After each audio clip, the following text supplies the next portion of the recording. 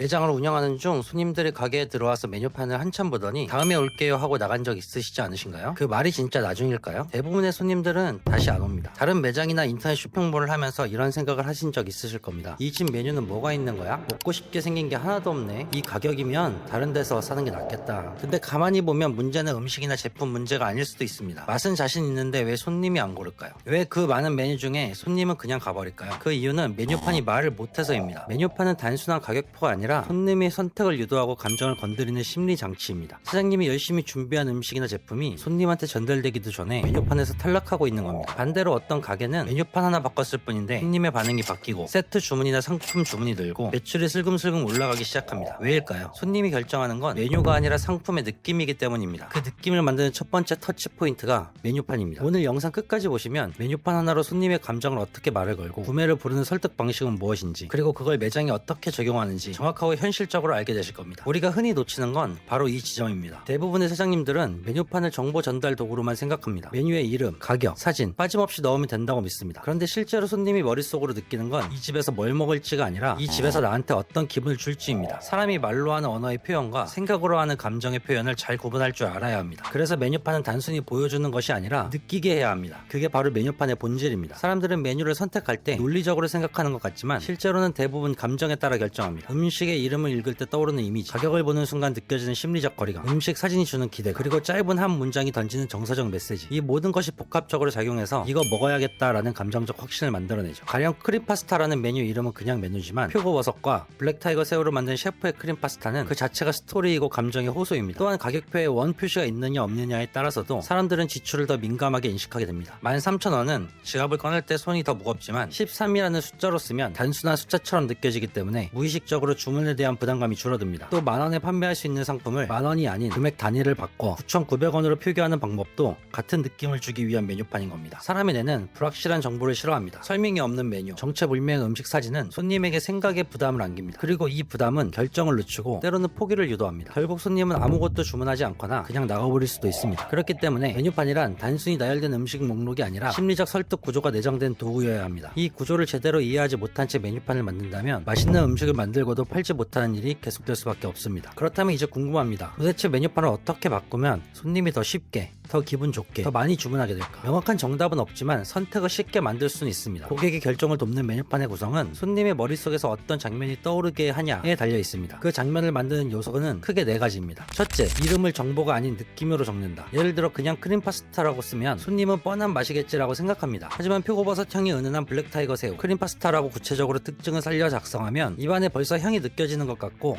이건 좀 특별한데? 라는 감정을 줄 수 있습니다. 음식 이름은 정보보다 상상력을 자극하는 감정의 문장이 되어야 합니다. 두 번째, 가격표에서 원을 빼고 숫자만 남긴다. 심리학 실험에서도 확인된 사실입니다. 13,000원이라고 적혀 있으면 내 돈이 빠져나간다 느낌이 강해지고 그냥 13이라는 숫자가 적혀 있으면 숫자 하나일 뿐이게 되죠. 가격은 지갑이 아닌 눈으로 받아들이게 해야 합니다. 세 번째, 사진은 그냥 보이게가 아니라 먹고 싶게 보여야 한다입니다. 사진이 있는 메뉴판이 사진이 없는 것보다 평균 주문량이 30% 이상 높습니다. 사진을 최대한 뚜렷하게 찍고 제품의 고유 특징을 살려 메뉴판에 넣어야 합니다. 빛, 구도, 음식의 질감까지 고려해서 눈으로 먼저 먹게 만들어야 합니다. 네 번째, 짧은 문장으로 손님에게 말을 건다. 셰프가 3개월 동안 테스트해서 만든 파스타예요. 오늘 하루만 맛볼 수 있는 메뉴예요. 이런 한 문장이 들어가면 손님은 단순한 음식이 아니라 해당 매장의 의미와 스토리를 함께 구매하게 되고 기대하게 됩니다. 이 4가지가 손님의 머릿속에 이걸 먹으면 기분 좋겠다는 상상을 심어주는 메뉴판의 핵심 구조입니다. 이렇게 메뉴판은 단순히 음식 정보를 전달하는 종이가 아닙니다. 손님의 마음속에 구매 이유를 만들어주는 가장 강력한 설득 도구입니다. 사람이 메뉴를 보고 이걸 먹고 싶다라고 느끼는 순간 음식 자체보다 감정과 느낌부터 떠올립니다. 이거 맛있을 것 같은데? 이거 나한테 어울리는 것 같아. 누구랑 같이 먹으면 좋겠다. 이처럼 사람은 메뉴를 선택할 때 음식이 아니라 감정을 먼저 상상합니다. 그리고 그 감정이 긍정적이면 비로소 손은 메뉴를 가리킵니다. 핵심은 감정을 만드는 출발점이 바로 메뉴판에 적힌 언어와 이미지라는 겁니다. 예를 들어 크림 파스타 12,000원 이렇게 적힌 메뉴와 유기농 표고버섯과 타이거 새우로 만든 고소한 풍미의 여름 시즌 한정 크림 파스타 라고 적힌 메뉴가 있다면 어떤 게 더 먹고 싶으실까요? 사람은 본능적으로 감정의 근거를 찾습니다. 첫 번째는 단순한 정보지만 두 번째 번째는 먹어야 할 이유를 만든 문장입니다. 그 이유는 아주 작은 단순한 차이에서 시작되지만 손님의 결정에 엄청난 영향을 줍니다. 그리고 이건 단지 음식점만의 이야기가 아닙니다. 어떤 제품이든 어떤 서비스든 고객은 정보를 판단하는 게 아니라 느낌으로 상상하고 이유를 만들고 감정으로 결제합니다. 그 느낌을 설계할 수 있는 심리의 언어가 바로 지금 이야기한 메뉴판 전략의 핵심입니다. 하지만 여기서 끝나면 그냥 정보로 남습니다. 우리가 진짜 필요한 건 이걸 내 가게 안에서 실제로 구현해내는 방법입니다. 손님의 마음을 건드리는 건 거창한 광고 문구도 새로운 메뉴도 아닌 메뉴판 속 단어 하나와 배치 방식 하나, 작은 사진 한 장이 손님의 감정을 좌우합니다. 그래서 메뉴판은 단순한 리스트가 아니라 손님의 구매 결정을 하기 전 가장 먼저 마주하는 감정의 접점입니다. 예를 들어 손님이 메뉴판을 펼쳤을 때 가장 처음 시선이 머무는 자리에 뭐가 적혀 있느냐에 따라 그날 매출의 흐름이 달라질 수 있습니다. 그 자리에 단순히 김치찌개 7,000원이라고 적혀 있다면 손님은 정보를 읽고 판단을 멈춥니다. 하지만 손님이 가장 많이 찾는 국물 메뉴라고 쓰여 있다면 그 순간 손님은 이미 이건 실패 없는 선택일 거야 라고 느끼게 됩니다. 이건 단순한 문구가 아니라 감정에 영향을 주는 심리적 장치입니다. 또한 메뉴 이름은 정보보다 상상력을 자극해야 합니다. 돼지갈비 덮밥보다 불향 가득 촉촉한 숯불 돼지갈비 덮밥이라는 표현은 메뉴 그 자체에 스토리를 부여하고 먹기 전부터 맛을 떠올리게 만듭니다. 이건 무엇을 팔지보다 어떻게 보이게 할지에 대한 이야기입니다. 사람은 합리적으로 판단한다고 생각하지만 실제로는 감정에 따라 선택합니다. 우리가 팔아야 하는 건 음식이 아니라 그 음식을 선택하고 싶은 감정입니다. 가격표도 마찬가지입니다. 9,000원이라는 숫자와 9라는 숫자 사이의 느낌은 생각보다 큽니다. 원 단위가 붙는 순간 손님의 머릿속에는 계산이 작동합니다. 하지만 숫자만 남아있을 때 단순히 비교만 하고 넘어가게 되죠. 느낌은 흐트러뜨리지 않고 부드럽게 구매 결정을 이어가는 작은 장치입니다. 그리고 사진은 정보가 아니라 욕구를 자극하는 촉매제여야 합니다. 그저 있는 그대로 찍은 음식 사진이 아니라 먹고 싶다는 충동이 생기도록 밝기와 구도, 질감이 강조된 사진이어야 합니다. 맛을 설명하는 글보다 더 강한 설득력이 있는 게 바로 한 장의 이미지입니다. 마지막으로 중요한 건 설명입니다. 손님은 음식을 선택할 때 정보를 바탕으로 판단하는 게 아니라 자기 안에서 이걸 먹어야 할 이유를 찾습니다. 그래서 설명은 정보 전달이 아니라 이유를 만들어주는 말이어야 합니다. 이 메뉴는 셰프가 가장 자신 있어 하는 요리입니다. 처음 오는 분들이 꼭 한 번은 시켜보는 메뉴입니다. 이런 문장 하나하나가 손님의 망설임을 없애주고 결정에 확신을 심어줍니다. 이 모든 요소가 하나로 연결되어 있을 때 메뉴판은 단순히 종이가 아니라 손님의 감정을 조율하고 구매를 유도하는 심리적 설명서가 됩니다. 이 감정을 조심스럽고 정확하게 설계해 나간다면 가게는 더 이상 맛있는 집이 아니라 다시 오고 싶은 곳으로 기억될 겁니다. 오늘 이야기 어떻게 들으셨나요? 메뉴판이라는 건 단순히 판매하는 제품이 뭔지 알려주는 종이가 아니라 손님이 가게를 기억하게 만드는 첫 번째 대화고 지갑을 열게 만드는 심리 설득의 시작점입니다. 이 작은 차이가 매출을 바꾸고 그 매출의 차이가 우리의 멘탈을 지켜줄 수 있습니다. 그동안 메뉴판을 너무 가볍게 생각했구나 이런 생각이 드셨다면 지금부터라도 하나씩 바꿔보세요. 변화는 항상 작은 차이에서 시작됩니다. 앞으로도 이런 심리 기반의 매출 상승 솔루션을 현실적으로 쉽게 풀어서 전달해 드리도록 하겠습니다. 앞으로 짱프로 채널이 여러분의 장사길에 든든한 친구가 될 수 있도록 구독과 좋아요,